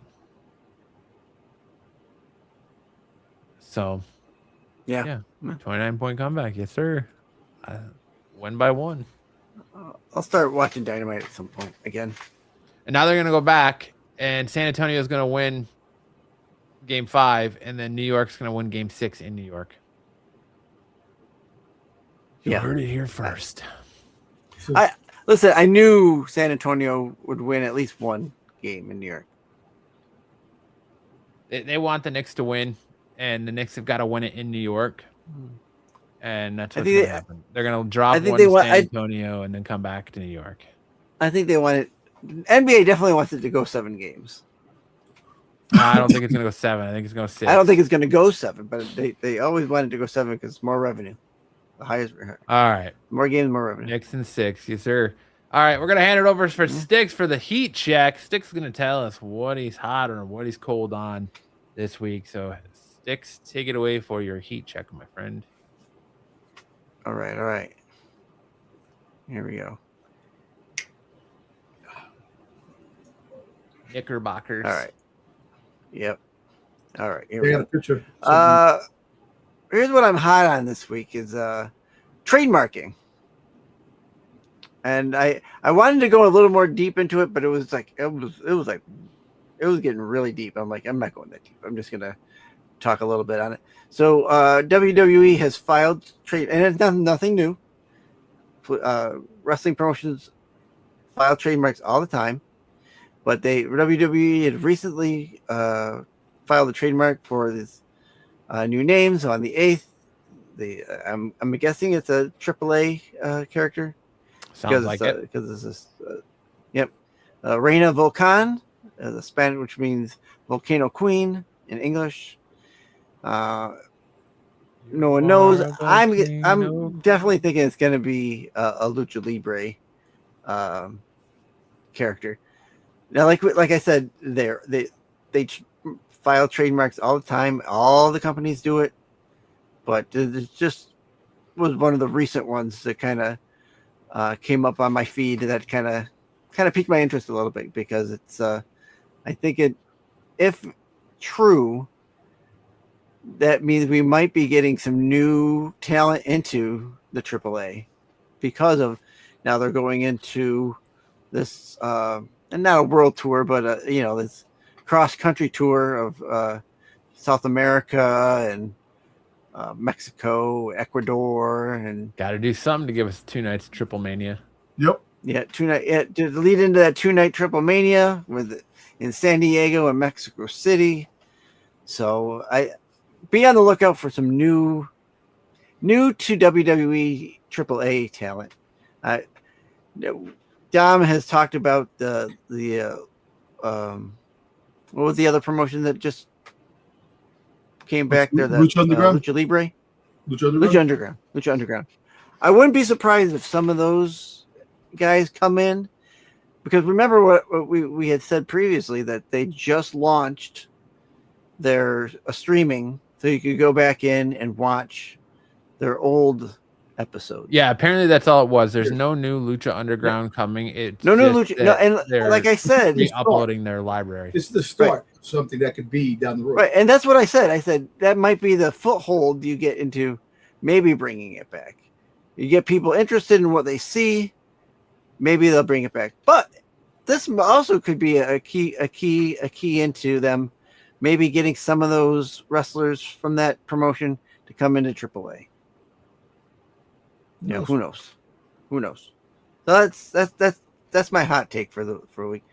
My cold take, which is kind of a hot take, kind of a cool take, but don't say we don't tell you that it happens in other promotions. TNA announced that effectively immediately they had released 2 of their wrestlers.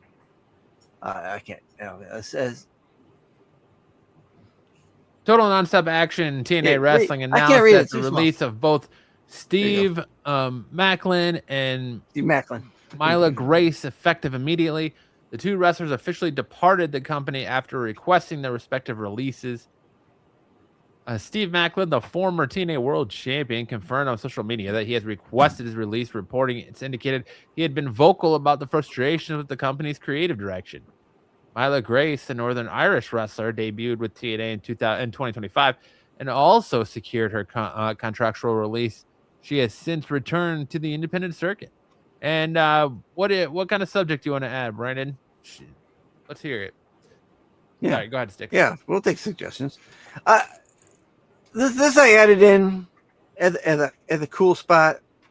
I mean, it's kind of lukewarm, really, but it's just to kind of show that these kind of things happen in other promotions. It's not, WWE gets the most news, most, notable, but it does happen in other promotions. This is just something that happened recently, and so I thought I'd throw it in because not something we talk about with TNA. So, interesting that they, it's not the company releasing, but them asking for the release, but still, they left the company, and I find that interesting because I guess there's been some backstage stuff going on with TNA, and they didn't like what was going on, so that's why they wanted to secure their releases. If they can, they can. That's all well and good. Power to them because they can go on to do and look, something I else. I can honestly say they. Go ahead. I could also say that you're right, man. Like creative on everything is key. A lot of people are unhappy, no matter what you do in all organizations. It's one of those things where there's a standstill about everything, and we could be top stars, champions. You could be a mid card. You could be. It's like certain. I don't know why companies do that, and you have good wrestlers, and you choose not to use them and utilize them the right way. It makes no sense sometimes. It's like it's either it's and a lot of times like it's not high on you anymore like they used to be, or you're annoying, and they don't want to. They can't stomach you because you're a pain in the ass. Yeah. You're causing too much shit in the back, or you're causing, who knows. But we've said that we've always said that about WWE and even AEW when Penta and his brother were having issues. They just kept adding time. What good? You're paying for do what? Just sit there, right? Just cut your losses, man. It's just why be so petty? Why are you being petty? WWE has done it. They pick up people and they don't use them or use them very minimally, and just because they don't want the other company or another company to pick them up and use them. Oh, let's get him first, and then we'll put him on a shelf. One thing I can tell you what's great about having all these organizations, you have other people to shine, go other places to shine in other places. WWE is not the say all and end all. You have all these other organizations that are out there that can actually. It's not. But WWE is the top of the food chain that everyone wants to get to. Everyone dreams of going to WWE. You get into the independent, you get to AEW. AEW is mainstream, yes. TNA is mainstream, yes. But WWE has always been that top tier figure that you want to. It's that brass ring. I gotta get to the WWE, or I haven't really made it as a wrestler. That's true. It's right. Brandon does have a point with the we talked about the Money in the Bank earlier. This in the chat. So his idea was Brandon breaks news like every week's topic on the biggest wrestling week. Yeah, you can always break news in our chat and we'll cover it.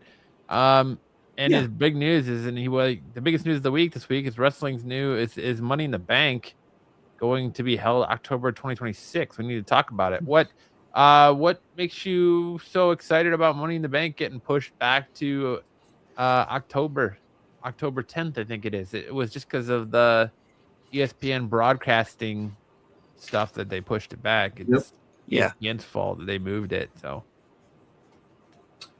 what gets you excited about Money in the Bank being in October, Brandon? Why do you feel like that's the biggest news story of the week? That's right, Jen. CM Punk. Hey, look, I told you in the chat that they should put Money in the Bank back in WrestleMania as one of the matches. So you have that. You have that at the end of the night. Money in the Bank at WrestleMania. They win the people. They win the championship, and you could have that person who wins the championship show up on the show, and they can face to face at the end of WrestleMania. You can have more excitement. Like have that, transpire at the end. Yeah, I like it separate. I like it separate because then you get more of a build up. Yeah, but it'd be good in WrestleMania. It used to be back in the day, for a couple of years, it was, But in October, I don't know. They push it in October. WrestleMania is in August, April.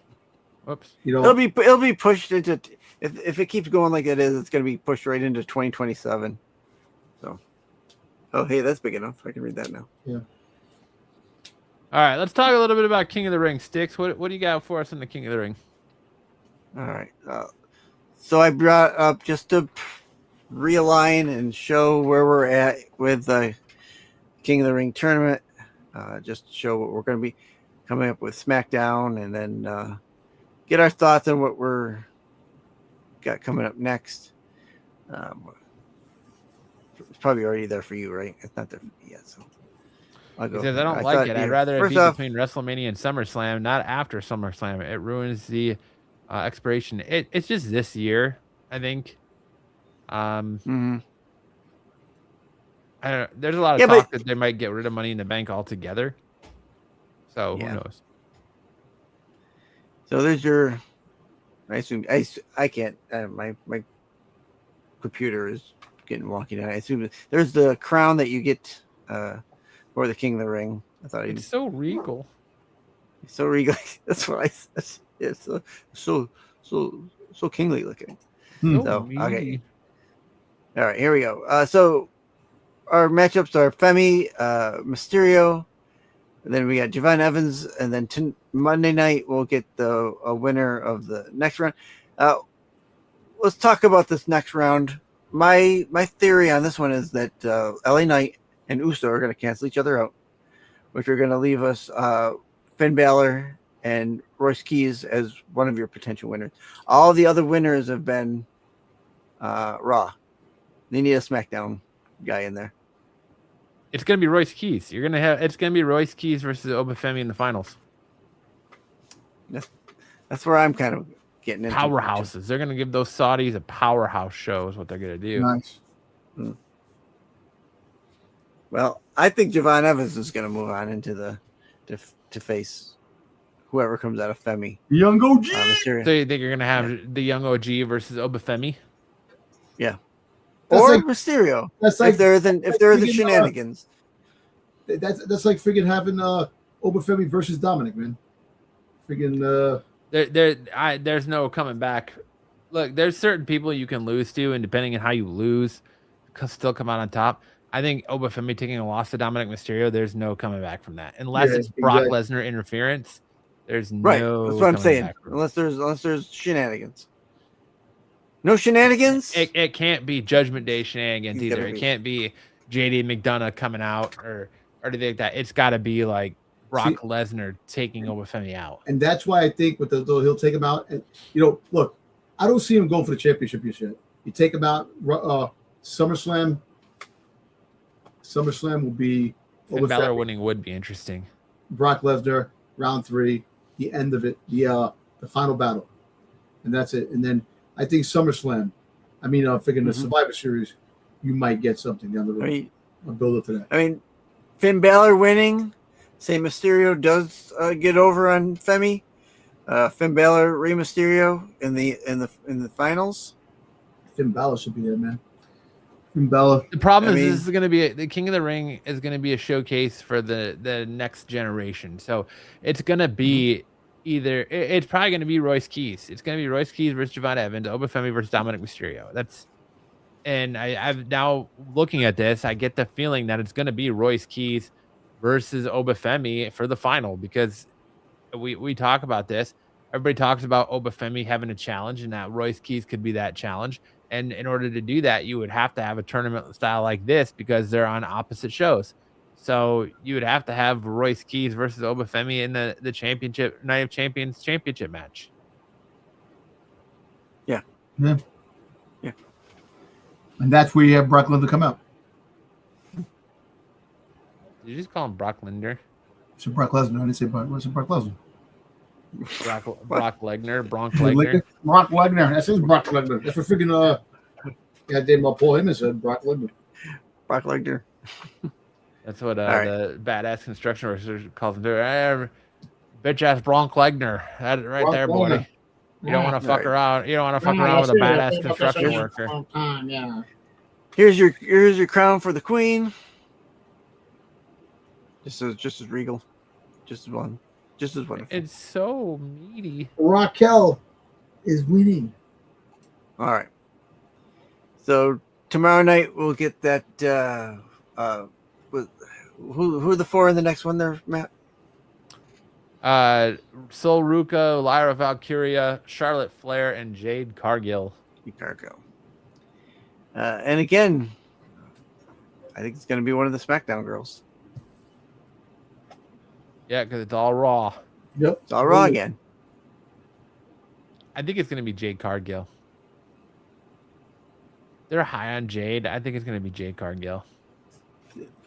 They are, yeah. I think you're right, because I think she's going to come out wanting to get retribution for her losing the championship. Get back to Rhea. It's going to be. Or maybe it might be Charlotte, and they might do Charlotte versus Liv.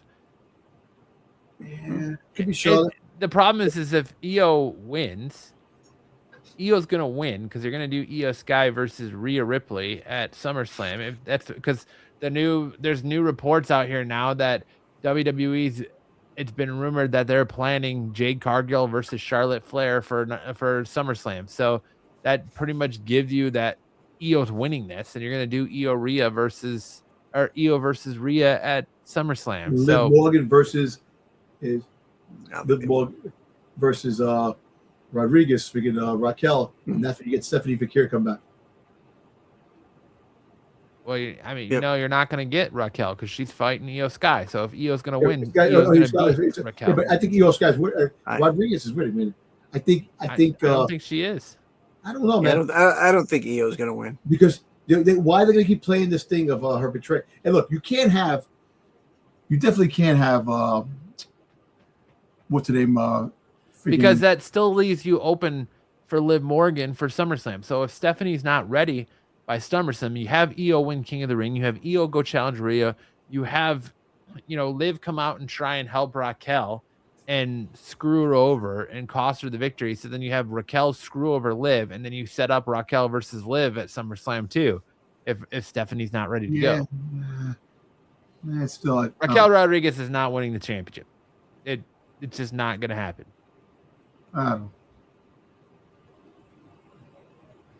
I see. Liv Morgan's going to lose. Liv Morgan loses.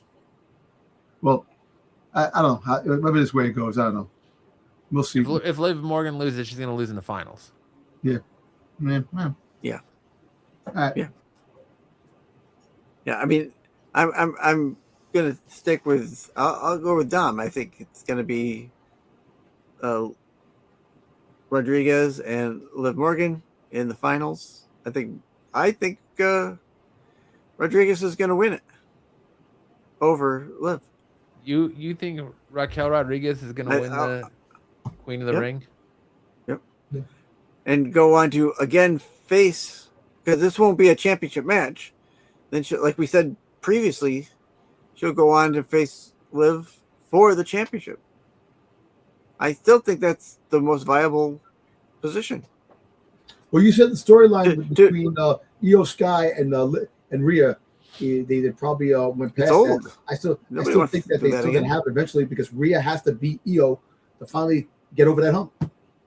Does she? So, what is her beating Io? What does she accomplish from that? There's no getting over that hump. She's already the champion. She's a champion. She accomplishes nothing. I know, but never beat her in singles. Well, I mean, it would be different if Io had the championship. It's kind of a meaningless point. Yeah, she's got the top prize in the game right now. Why does she care? Like, if it was like, all right,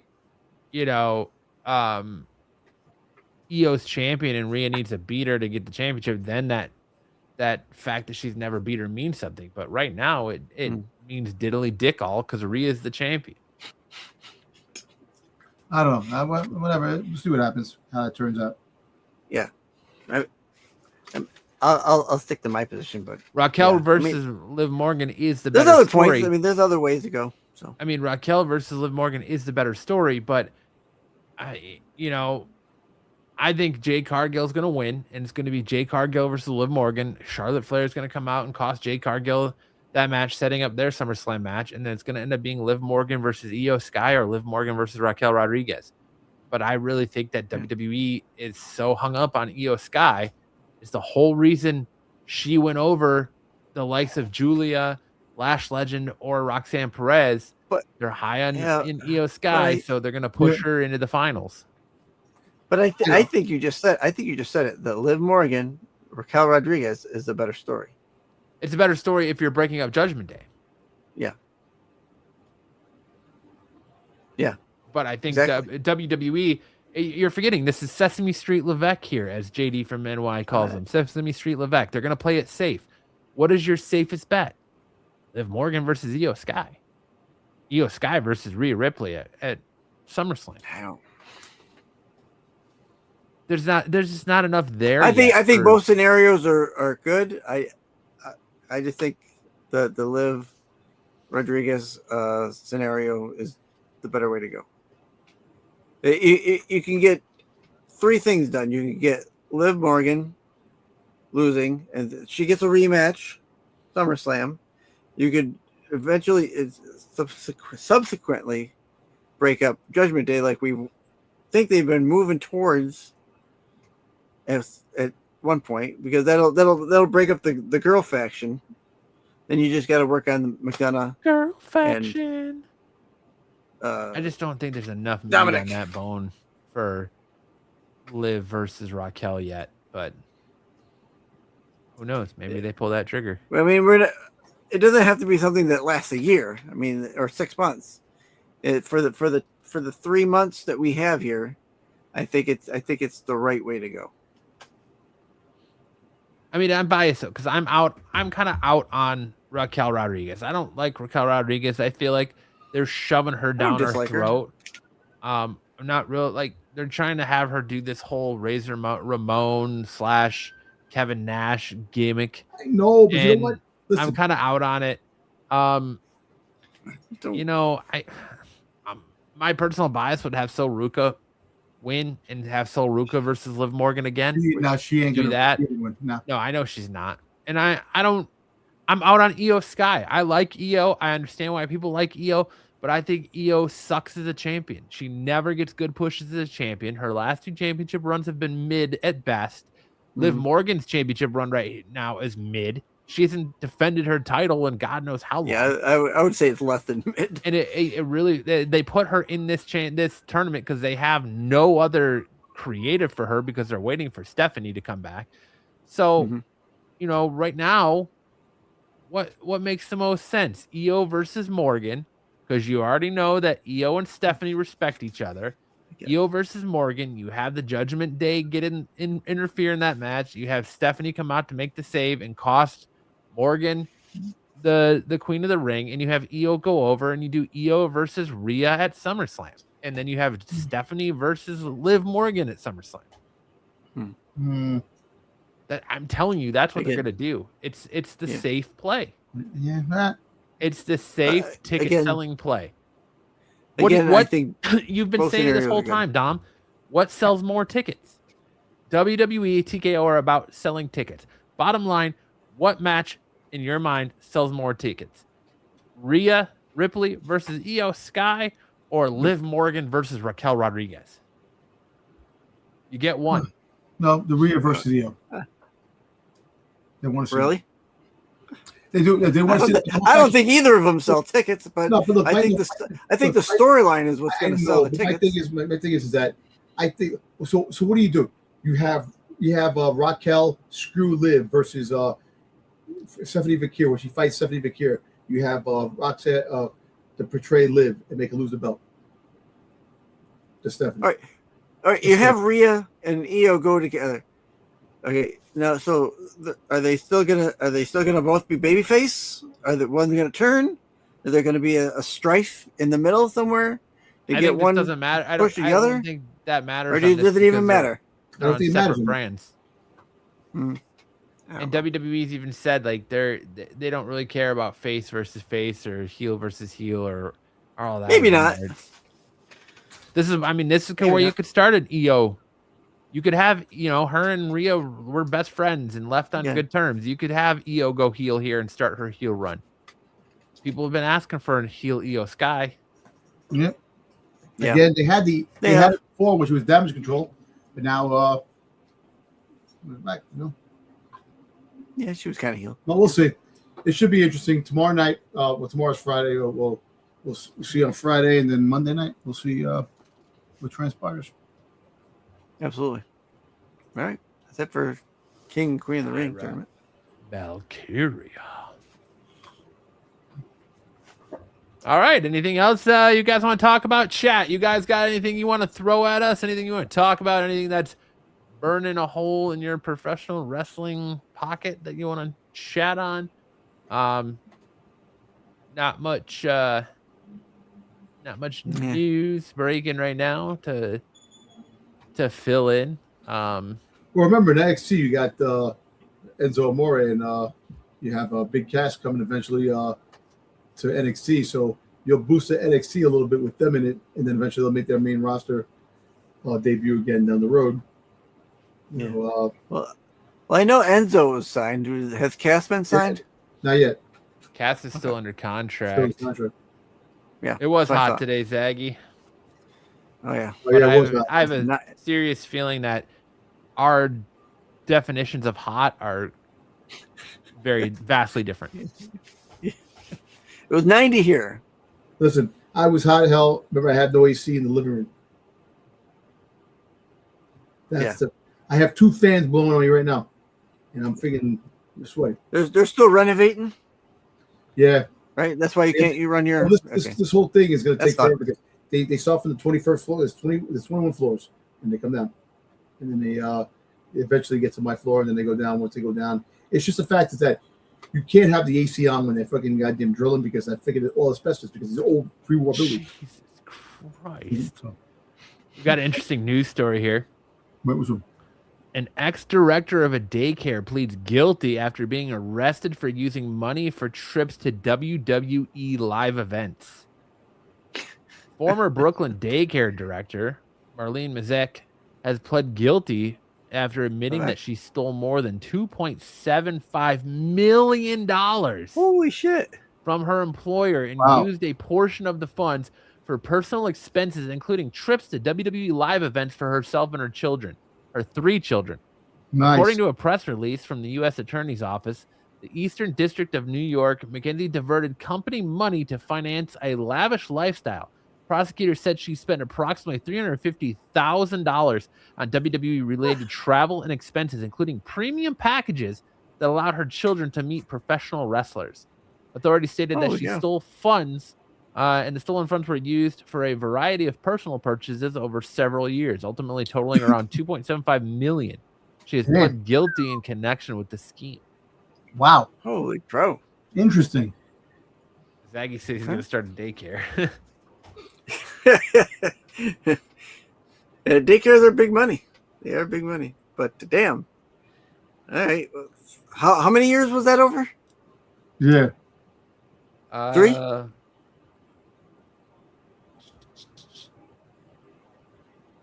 Wow. Oh, it just says over several years. Over several years. Okay, let's say it was 3 years. For the sake of argument, that's 700,000 a year she was taking, roughly. That's crazy. From a daycare that they don't notice.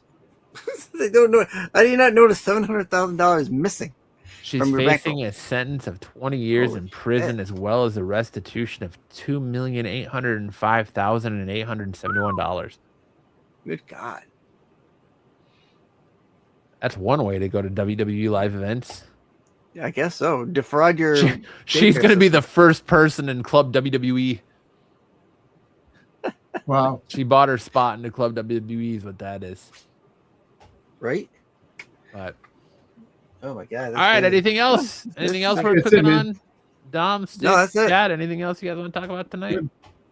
All right, well, I good. think that's our show for this week. Thank you all so much for hanging out. Thank you for Brandon and of course everyone else in the chat for kicking with us tonight.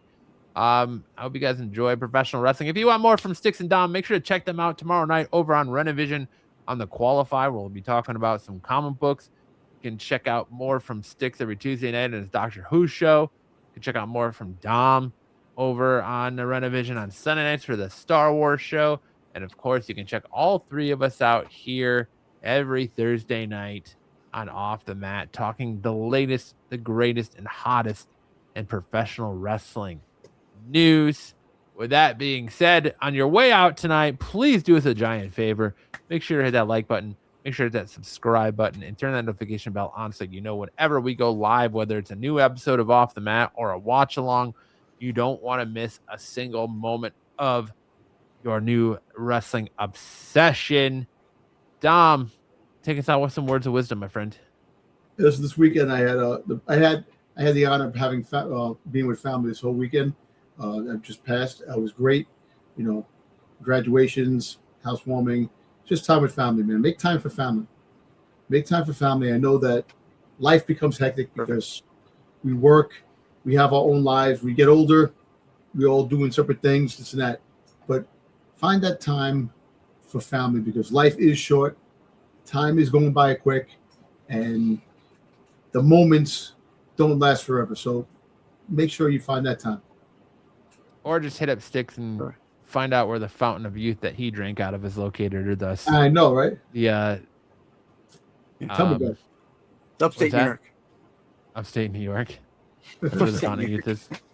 Hey, Find out where that Lazarus pit that Sticks fell into is located.